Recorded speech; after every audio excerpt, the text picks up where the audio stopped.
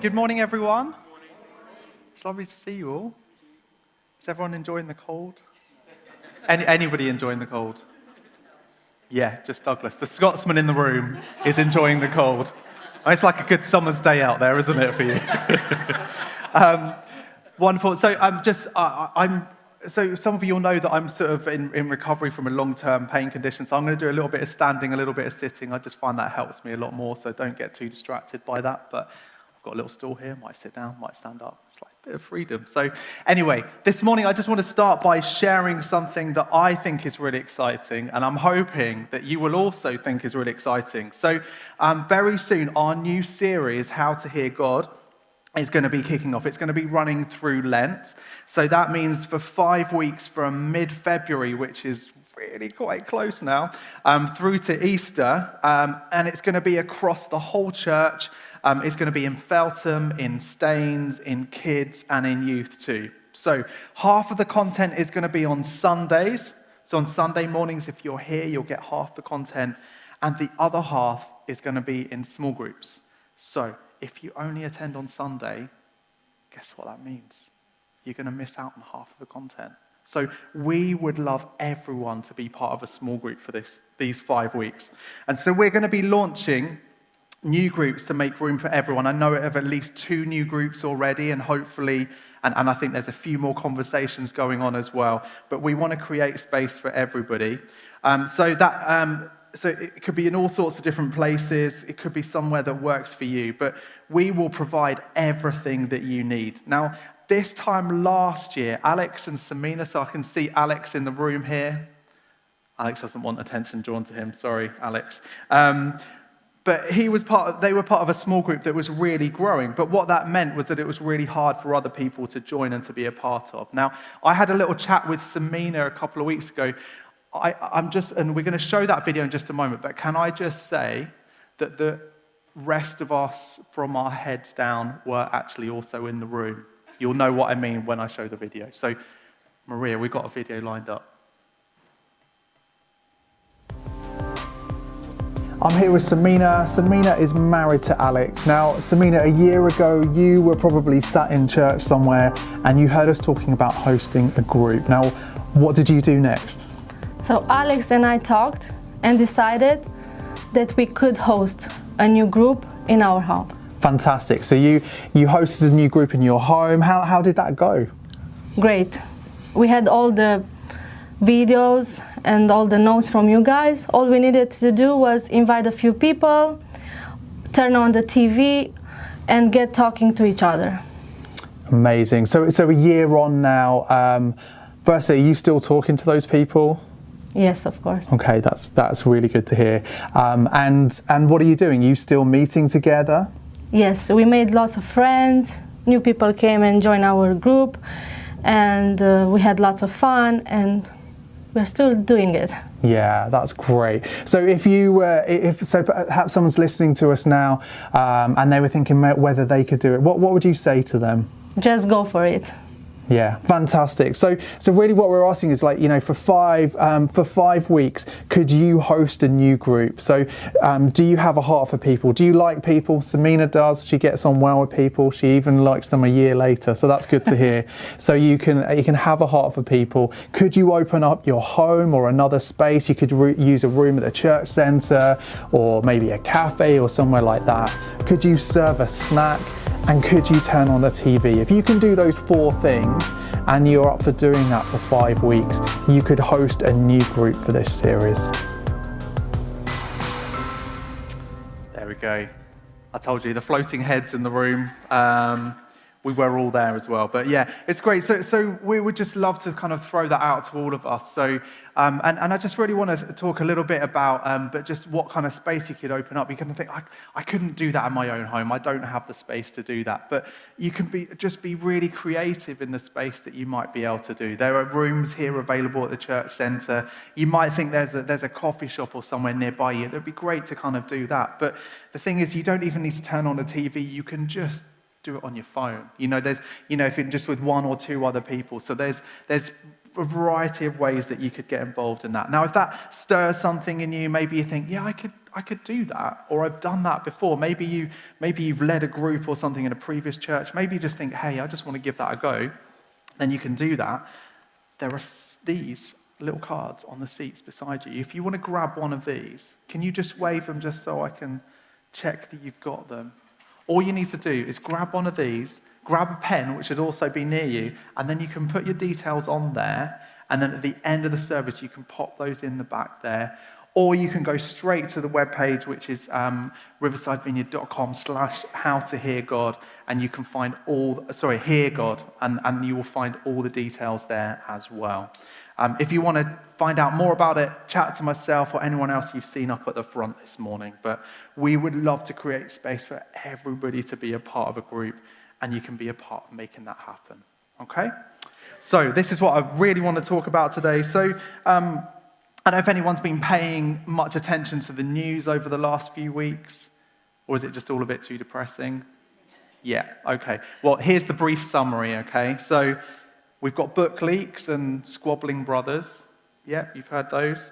We've had the cold snap. It's been a little bit chilly, hasn't it, as I said. We've had striking workers, the energy crisis, financial woes, all sorts of things going on. Now, I think things are in a difficult place right now, aren't they? And I was in Storehouse on Thursday. Storehouse is our compassion ministry where we serve food and provide clothing for kids as well. But they've gone from serving 25 families a week at the end of the summer to over 70 now.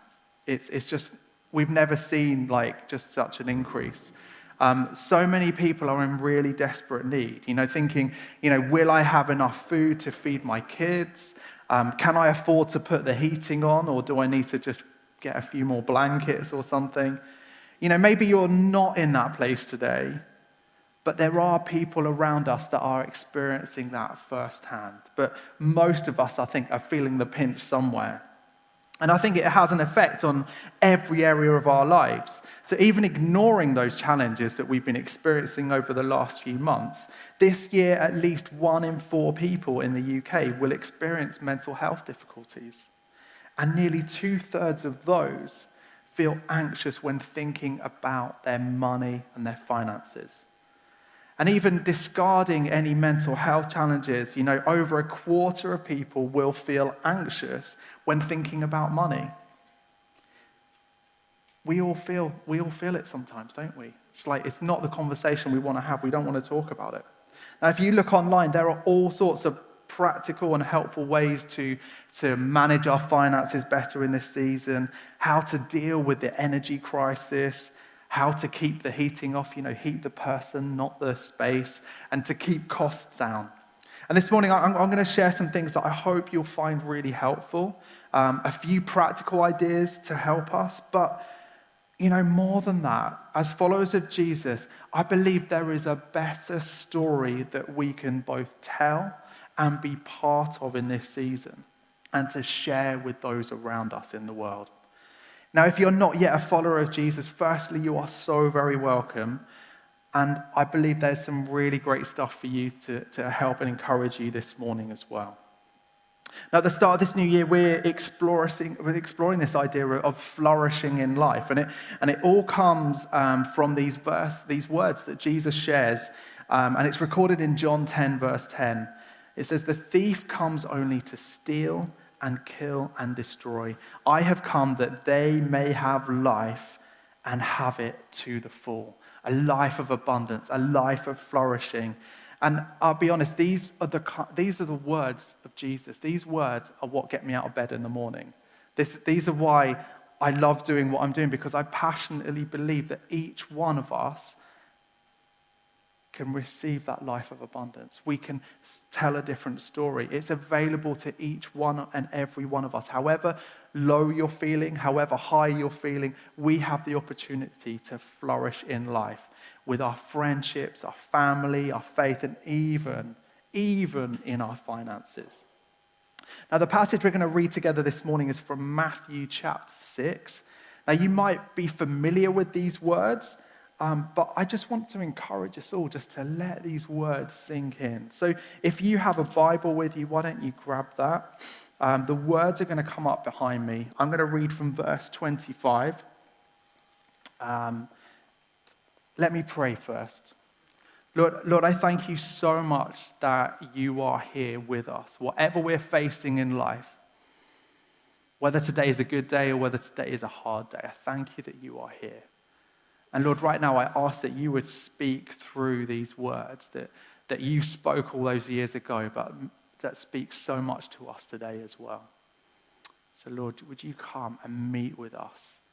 Would you transform us and change us ever more into your likeness? Amen.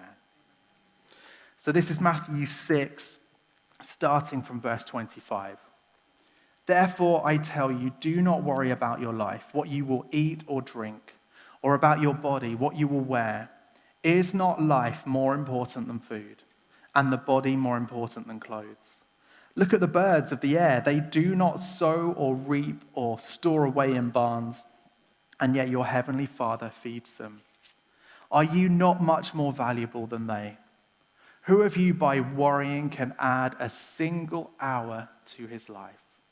And why do you worry about clothes? See how the lilies of the field grow. They do not labor or spin, yet I tell you that not even Solomon in all his splendor was dressed like one of these. If that is how God clothes the grass of the field, which is here today and tomorrow is thrown into the fire, will he not much more clothe you, O you of little faith? So do not worry, saying, what shall we eat, or what shall we drink, or what shall we wear? For the pagans run after all these things, and your heavenly Father knows that you need them. But seek first his kingdom and his righteousness, and all these things will be given to you as well. Therefore, do not worry about tomorrow, for tomorrow will worry about itself. Each day has enough trouble of its own. Amazing, wise words from Jesus, as ever. This morning, I just want to share 3 thoughts from this passage on how each of us can flourish in our finances. Now, John 10, the verse that I mentioned earlier, in verse 11, Jesus goes on to say that he laid down his life so that we can have life.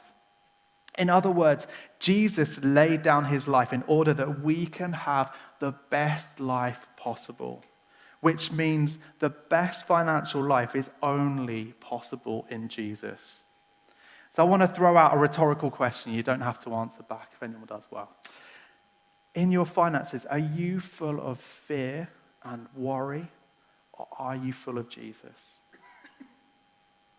See, in the midst of everything that's going on in our life right now, in the world around us, Jesus says, do not worry. He says, do not worry. Now, we know we shouldn't worry, right? When we see those words like, oh yeah, probably shouldn't worry. But we all do it, okay? We all do it, don't we? I mean, if anyone can put their hand up and say they don't worry, then come and chat to me afterwards because I'd like to know your trick. So I looked up worry in the dictionary, not because I do know what the word worry means, but I just thought it'd be interesting just to see how it kind of phrases it. And so it says this, it says to think about problems or unpleasant things that might happen in a way that makes you feel unhappy and frightened. Now, I think the key word here is might. Worry, as we've just read from Jesus, is not going to add an hour to our life. And yet we spend far too long doing just that. So whether it be worries about our relationships, worries about how our kids are doing, how our parents are coping as they get older, our own health, and of course our money, we all have worries about different things. If we compare, though, what Jesus is saying here, he's saying, do not worry. So there's some kind of disconnect here, isn't there? So what's going on? And maybe just a few thoughts on this. I think the reality is, I'm really sorry, guys, but we are human. And that means sometimes we don't manage things as well as we could. And we live in a world that is broken. And so worry has become a reality of life. But it doesn't have to hold us. Corrie ten Boom, she once said, any concern too small to be turned into a prayer is too small to be made into a burden. So let's keep bringing our things in prayer. Now, I've been reading a bit about worry over these last couple of weeks, and I came across this really helpful advice from the author and pastor Steve Cuss, who's got a brilliant name, about how we can cope better with worry in our lives. And he offers 3 steps. The first of these steps is notice when we are anxious and get off the anxiety treadmill. I don't know if you can imagine you on a treadmill and you can't turn it down. Actually, we need to notice when we're really struggling and help and get ourselves off that. So we become aware when we feel anxious. It's really hard to stop, but actually we need to notice it and stop it. The second thing is to pause and name what is causing that anxiety. So we may be really aware of what that thing might be, but it's really helpful for us to identify what it is. It could be one of those things I mentioned: relationships, money, kids, all of those different things. And it's really helpful for us to recognize what that thing is. And the third thing is to diffuse anxiety with a life-giving habit. And I think this is really important. Do something that instead of that worry brings us life. Go for a walk, have a good coffee and watch some football, or read the Bible, listen to some worship music, meet up with a friend, talk about how you're doing. Do something that brings you life in the midst of that. Now, in my own life and in my marriage especially, and I have got permission to share this before you ask with Kathy, she said it's okay, the biggest cause of worry and tension has been around money. So when our eldest son, Josh, he's actually taller than me now. But when he was very young and I could actually hold him in my arms, we had so little to live on. We were really struggling. If I went to a pub, it would be I'd order tap water. If I went to a coffee shop, I would order hot water and smuggle in a tea bag, but don't tell them I did that. But that's what I used to do because I just couldn't afford to do anything else. And we struggled to make sure that there was enough food on the table for us, and Storehouse was so incredibly helpful for us in that season. Now, one of the biggest challenges was that we didn't always know exactly what was coming in and going out. And because we had so little, we were worried, and we would often ignore our bank statements. I don't know if anyone else has come across that kind of scenario. We just completely froze. We were just like, hey. But we did get out of that place. It took prayer, courage, and my wife loves an Excel spreadsheet, and that really helped us as well. But mostly prayer to help us to get out of that place. We would write down every single last penny that went in, and we would ask one another permission to be able to spend any money at all. It was really hard because I found that I'm not good with numbers. I really don't like numbers. So it used to drain the life out of me for a bit. But it worked and it got us into a better place. And so I just want to spend a little while just getting really practical for us. Now, to help us to be thinking about being really intentional in this area, I've asked Alison just to record a few thoughts around budgeting. Okay, budgeting is a scary word, and she's going to unpack that in a moment. But for some of us, I might be teaching you to suck eggs. Please just humor us for 3 minutes or so. But for others of us, I think there's power in these words, I think, in enabling us to get unstuck in some of the tricky things in life. And I believe it can help begin to lift some of the worry from us. So we've got a little video from Alison, which is all good to go, I believe.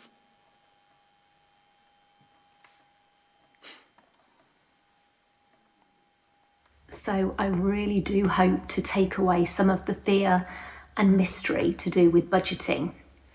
A definition I love from John Maxwell is a budget is telling your money where to go rather than wondering where it went. It's about changing from looking back to the past to looking forward. And in its simplest form, it's looking at what's in our hands right now, our income, and what we're going to do with it, our expenditure. Picture yourself with a £1 coin. You've been sent to choose a chocolate bar from a shop. Budgeting is about making these choices with your £1. Do you spend the full amount, making sure you get your favourite item? Do you shop around for the best deal? Or even forego the chocolate and save for something else you really need more? That's budgeting.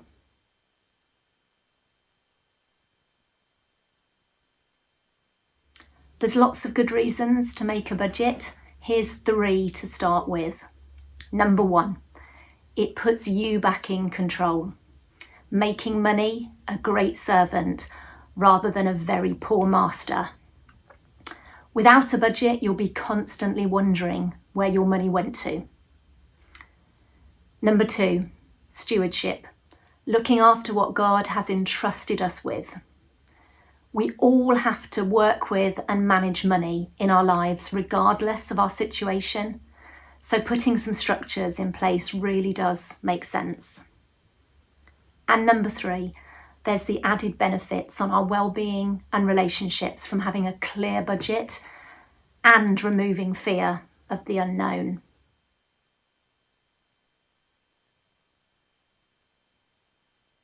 Making a budget can feel quite daunting, a bit like clearing out a cupboard that's not been sorted out for years. But you start by starting. To make a budget, all you're going to do is make 2 lists. 1 list of money coming in and another list of money coming out. You could do it on paper, on a spreadsheet, or on an app. But you have to write somewhere the detail of what you currently receive and what you currently spend and what you spend it on. The income part is pretty easy and quick to get to. Expenditure usually takes a few attempts and a little while. Then budgeting is all about choices to make those 2 lists balance or to reprioritise. Cap Money have a great online tool which does all the maths for you and is pre-populated with lots of different categories. Just send me an email, alison@riversidevineyard.com, and I can get you set up on that. Give it a go. There's nothing like seeing your budget written down in black and white to start to see where things could improve or change, or where maybe you might need some further help. Head to riversidevineyard.com/money for a money savings top tip sheet, including how to look at increasing your income and saving money on food and energy bills. Give it a go. Fantastic. So that was Alison. I think that's incredibly helpful, some really helpful practical things. If you're in a place right now where you need some help, you can just go to the money page on the website and there's a whole bunch of resources there. But if you're really struggling, we can help you. So come and talk to us. Come and chat to myself or Bethan. And we've got a money advice team who would love to help you get things right.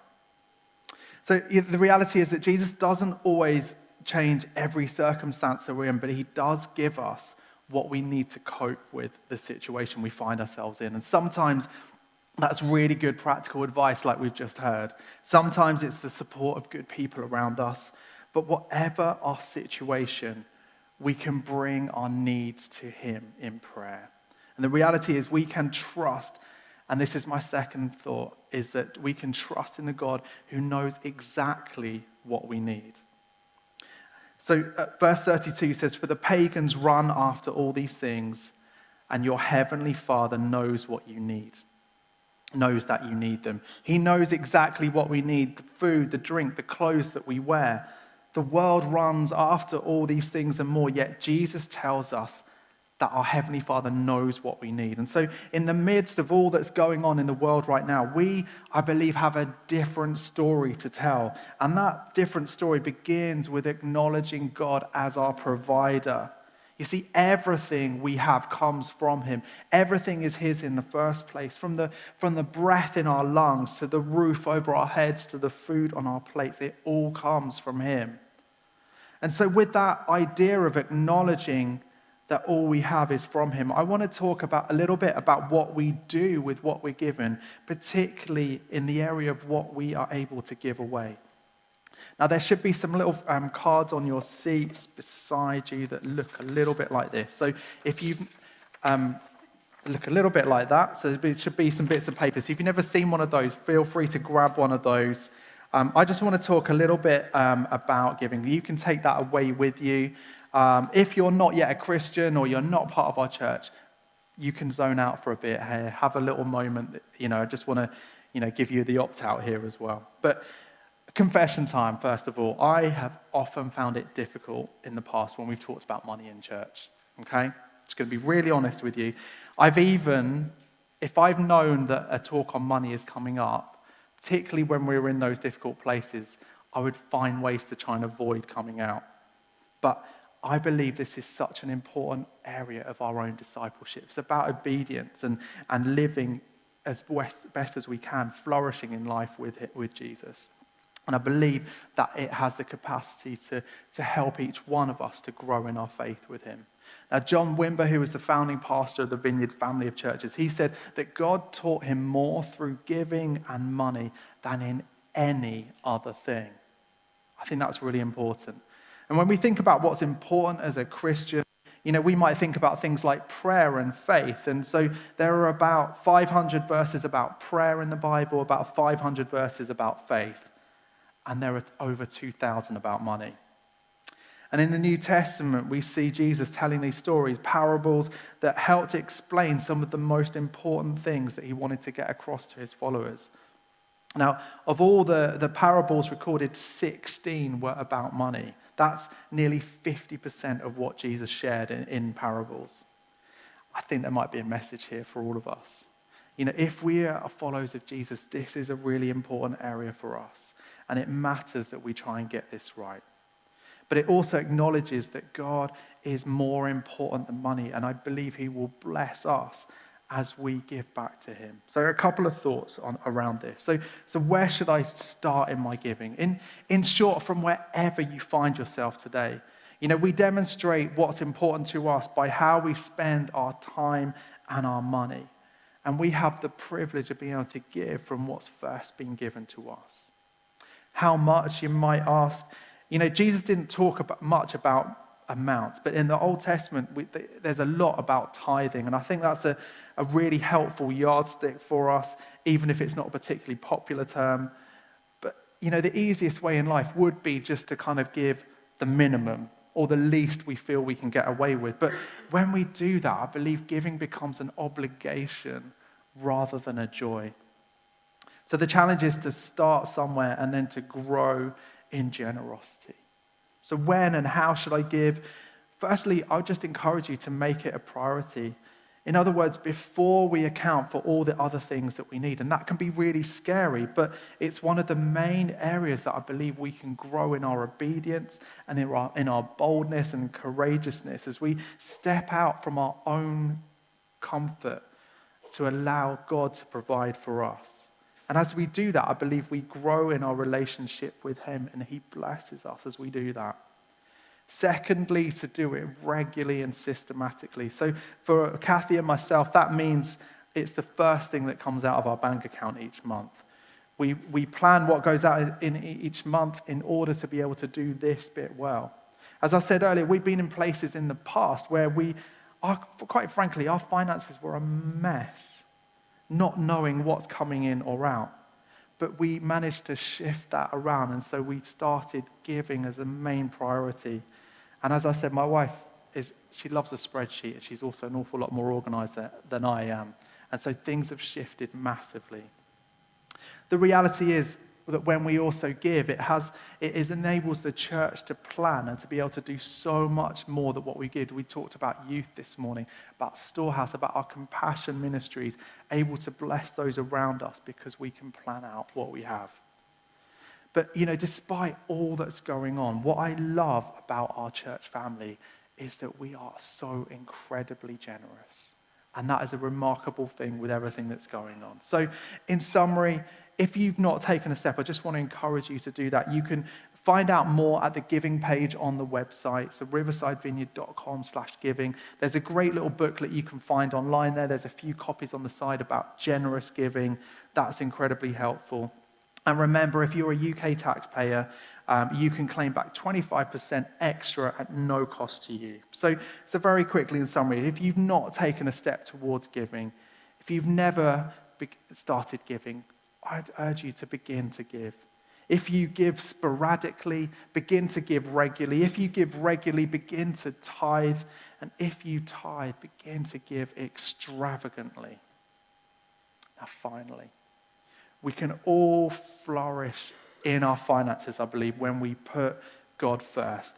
Verse 33 says, "Seek first his kingdom and his righteousness, and all these things will be given to you." He will bless us. When we seek God's kingdom first, we are choosing to put him first above everything else. In life, we can try and rely upon ourselves, or we can rely upon someone who is infinitely more reliable than ourselves. When we choose to stop relying on me, I believe that's a huge weight off our shoulders. And so we can then prioritize what we do with what has been given to us. The world says, store up, treat yourself, don't give away. Jesus talked about a life of abundance and generosity. And so I believe that in this moment that we find ourselves in, we have an opportunity to write a different story. And part of that, I believe, is to begin to bless those in need around us, which we're already doing. As we receive, freely we get to give. And as the world struggles, we can seek God and demonstrate his love with outrageous generosity to those around us. So one of the most practical ways we get to do that is through our compassion ministry. We have Job Club, money advice, meeting place. We have free English language lessons. We've got drop-in cafe, warm space, harbour for those with mental health challenges. But I want to specifically talk about Storehouse today. And I said earlier about the growing need, and what we're experiencing right now is unprecedented. Yet we can all play a part in rewriting the story of our community. So a few different ways that I believe we can all be a part of. So firstly, could you help with your time? Maybe you can help during the weekday. But how about, we're trying to think creatively about how we can do this, but maybe you could actually do something in an evening or a Saturday. We're actively looking at other times and spaces that we can do that, particularly on a Friday. So if you've got some time on a Friday, we would love you to be a part of that. The second thing is to bring in food each week, and there should be a list coming up in a little moment as well. So we can bring in food and toiletries.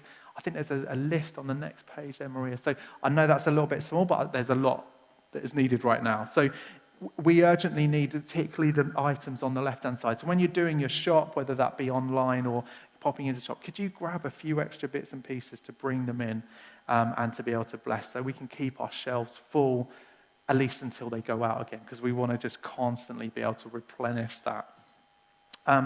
The third thing is, could you help others to give? So we have drop-off